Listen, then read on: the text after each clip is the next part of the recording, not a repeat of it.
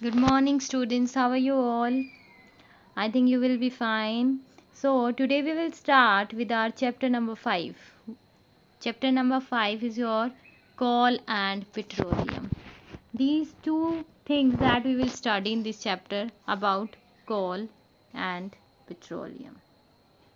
So, why we are talking about these materials? Because these are used by us in large number of materials. हम बहुत सारे materials में इन्हें use करते हैं.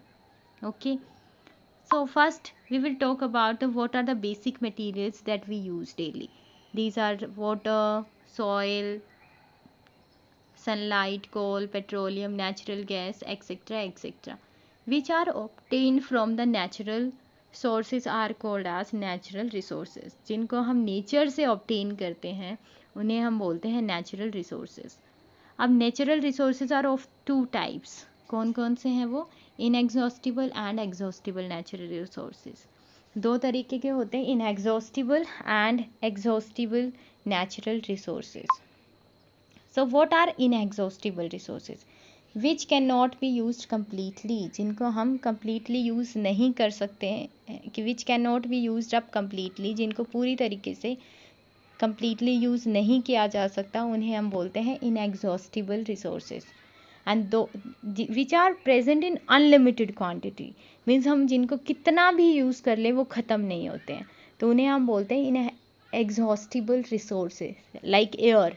एयर आप हम दिन रात इतना सांस लेते हैं, इतना सांस लेते हैं, अगर आप कोशिश करें तो भी आप उसको ख़त्म नहीं कर सकते हैं. जैसे कि आप एक रूम में हैं और आप सोचें कि नहीं मैं आज इस रूम की सारी एयर को ख़त्म करके ही बाहर निकलूँगा, तो that is not possible for us, not possible for you. So these type of resources are called as inexhaustible resources. इन्हें हम कहते हैं inexhaustible resources. Sunlight, air and water. There is never ending supply of inexhaustible resources in nature. इनको कभी भी ख़त्म नहीं किया जा सकता है. Then there is exhaustible. Exhaustible मतलब होता है which can be used up completely, जिन्हें हम पूरी तरीके से यूज़ कर सकते हैं. They are present in a limited quantity. वो क्या होते हैं? Limited quantity in nature which can be exhausted by human activities are called exhaustible natural resources. ये क्या होते हैं?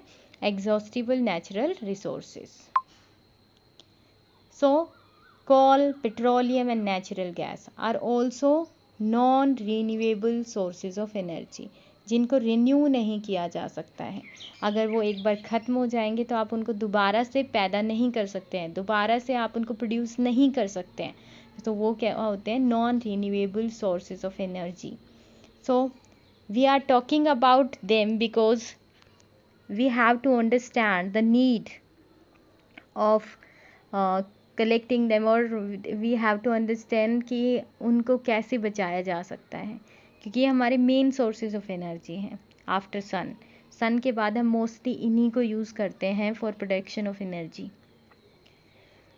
सो how they formed? They are formed by the fossils, the remains of prehistoric plants buried under the earth million of years ago.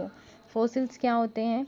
Remains मतलब जो भी उनका बचा हुआ है हिस्सा है, जैसे हड्डियाँ बच गई हैं या कोई उनका और पार्ट बच गया है, प्लांट्स बच गए हैं, वो क्या है बहुत सालों तक बरीड होते हैं inside the earth. Those are called fossils. उनको हम फॉसिल्स कहते हैं.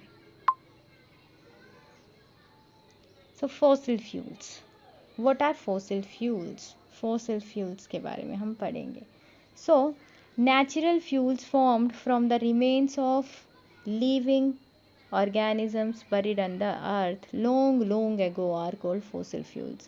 जो natural fuels फॉर्म हुए हैं किन से? जो लिविंग ऑर्गेनिजम्स दब गए थे कहाँ पर? अर्थ के नीचे बहुत बहुत साल पहले, और फिर उनका कार्बनाइजेशन हुआ, उनसे वो फिर फॉर्म हुए, तो वो हमारे होते हैं फॉसिल फ्यूल्स. उन्हें हम कहते हैं फॉसिल फ्यूल्स. अब फॉसिल फ्यूल्स बनते कैसे हैं? How fossil fuels are formed. Fossil fuels कैसे फॉर्म होते हैं? Fossil fuels were formed from the dead remains of living organisms buried under the earth million of years ago. जो dead remains है living organisms के, whether it is plant, whether these are animals, जब वो अर्थ के अंदर बहुत सालों तक दबे रहते हैं तो वहाँ पर क्या बनता है, प्रेशर इंक्रीज हो जाता है, टेम्परेचर इंक्रीज हो जाता है, और उससे फिर वो क्या है, फॉसिल फ्यूल्स फॉर्म हो जाते हैं. In the absence of air, chemical effects of heat, pressure, bacteria converted the buried remains of plants and animals into fossil fuels like coal, petroleum and natural gas. So, we have to note that key remains of large land plants converted into coal, whereas those of tiny marine plants and animals converted into petroleum and natural gas. कोल किससे बना है, plant से, dead remains of plants, and petroleum and natural gas किससे बने हैं, by marine plants and animals. Okay, now we will study about coal, that is major sources of energy. अगर हम बात करते हैं हमारे सबसे पहले हम कोल को ज़्यादा यूज़ करने लगे थे एज अ फ्यूल. आपने देखा होगा कि पहले कोयले से चलने वाली इंजन वाली हमारी गाड़ियाँ आई थी, रेलगाड़ी का भी इंजन जो था वो कोल से चलता था. सो व्हाट इज़ कोल, कोल आपको कुछ इस तरीके का दिखता है जैसा कि यहाँ पे डायग्राम में बना हुआ है. ओके, सो कोल कैसा है, यहाँ पे hard black combustible mineral. Combustible mineral का मतलब होता है कि जो जलने पर हीट प्रोड्यूस करता है. कंसिस्ट मेनली ऑफ कार्बन, किसका बना होता है, कार्बन. ये कोल जो है वो किसका बना हुआ है, कार्बन का बना हुआ है. So coal is found in abundance in our country, बहुत ज़्यादा मात्रा में पाया जाता है हमारी कंट्री में.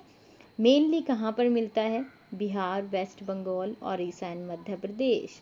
इन India coal is found mainly in Bihar, West Bengal, Odisha and Madhya Pradesh. अब ये फॉर्म कैसे हुआ, ये मेन क्वेश्चन आता है.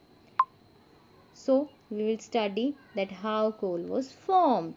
Coal was formed by the decomposition. Decomposition we have already studied. Decomposition क्या होता है, जब ब्रेक डाउन हो जाता है स्मॉल मिनरल्स में, किसका, जो प्लांट्स एंड ट्रीज हैं, उसे हम decomposition कहते हैं. तो plants and trees buried under the earth about 300 million years ago. सोचिए बहुत कितने साल होते हैं 300 मिलियन ईयर्स अगो. तब हम शायद एग्जिस्ट भी नहीं करते थे, ह्यूमंस एग्जिस्ट भी नहीं करते थे. उससे पहले जो प्लांट्स थे, ट्रीज थे, वो क्या हो गए, किसी वजह से धरती के नीचे दब गए और वहाँ पर उनको ऑक्सीजन नहीं मिली, और इससे क्या हुआ, वहाँ पे हीट और टेम्परेचर बहुत ज़्यादा इंक्रीज हो गया. तो उससे क्या हुआ कि वो इतना ज़्यादा कंप्रेस्ड हो गए कि वो नीचे नीचे जाते गए, नीचे deeper deeper, they sank deeper and deeper. High pressure, high temperature inside the earth, and the absence of air, the wood of buried forest plants and trees was slowly converted into coal. और वो धीरे धीरे किस में change हो गई, कोल में. The slow process by which the dead plants buried deep under the earth have become coal is called carbonization. और उसे हम बोलते हैं कार्बोनाइजेशन. जिस प्रोसेस से कोल बना था, किससे, dead plants deep under the earth. Then coal, why coal is utilized by us, हम इसको क्यों यूज़ करते हैं, because it is a source of energy. coal is a source of energy. coal से हमें क्या मिलती है, energy. And we know that कि कोई भी काम हम करते हैं तो उसमें एनर्जी की रिक्वायरमेंट होती है. वेदर आप घर में खाना पकाते हैं, आपने देखा हो कि आपकी मम्मा गैस यूज़ करती है, तो उससे क्या मिलती है, हीट मिलती है. तो वो भी क्या है, सोर्स ऑफ एनर्जी है, जो आप नेचुरल गैस यूज़ कर रहे हैं. So coal is a source of energy. Why, because जब कोल इज़ मेनली कार्बन, जब हम इसको हीट करते हैं एयर में, तो ये क्या प्रोड्यूस करता है, कार्बन डाइऑक्साइड गैस, CO2, और लॉट ऑफ हीट एनर्जी. और उस हीट एनर्जी को हम यूज़ करते हैं for our work. So carbon plus oxygen gives you carbon dioxide plus heat. So C plus O2 gives you CO2 plus heat.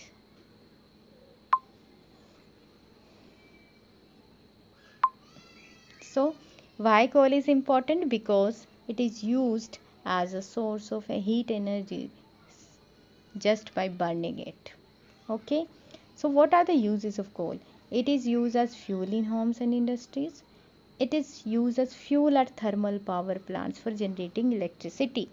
Thermal power plants क्या होते हैं? जहाँ पर आपका हीट पावर, थर्मल, जो थर्म का मतलब होता है हीट, हीट पावर, जहाँ से हम हीट से जनरेट करते हैं इलेक्ट्रिसिटी को. Coal is use to make coal gas, जो हमारा क्या है, एक इंडस्ट्रियल फ्यूल है. Okay, that's why coal is very important for us. और एक ये non renewable sources of energy है, तो इसे हमें क्या करना पड़ेगा, सेव भी करना पड़ेगा for our future. We have to save, we have to conserve it for our future. It is use to make coke. Coke बनाने के लिए, कोक पीने वाली कोक नहीं, ये कोक हमारा दूसरा प्रोडक्ट है कोल का, जिसको एनर्जी प्रोडक्शन के लिए यूज़ किया जाता है. Then coal was use to make steam to run steam engines of trains. It is use as source of organic chemicals. जो ऑर्गेनिक केमिकल्स बनाते हैं हम, उसका सोर्स है ये. Products of coal. अब कोल से क्या क्या मिलता है हमें?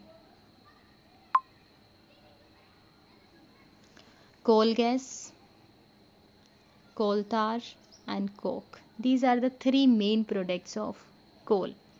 Coal gas, coal tar and coke are called products of coal. इन्हें हम बोलते हैं products of coal. अब इनको हम अलग कैसे करते हैं? The strong heating of coal in the absence of air is called destructive distillation of coal. Destructive distillation of coal करके हम ये various products लेते हैं. तो वो क्या है? The strong heating of coal in the absence of air. हम उसको बहुत ज़्यादा गर्म करते हैं बिना एयर के, फिर उससे हमारे पास बहुत सारे प्रोडक्ट आते हैं. And this process is called destructive distillation of coal.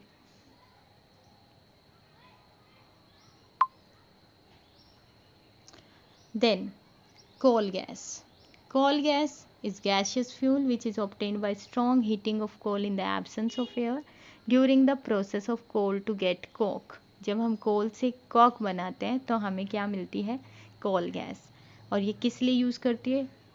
Burn to produce heat, heat produce करने के लिए. Because it is an excellent fuel, high calorific value. Calorific value का मतलब है एनर्जी ज़्यादा प्रोड्यूस होती है.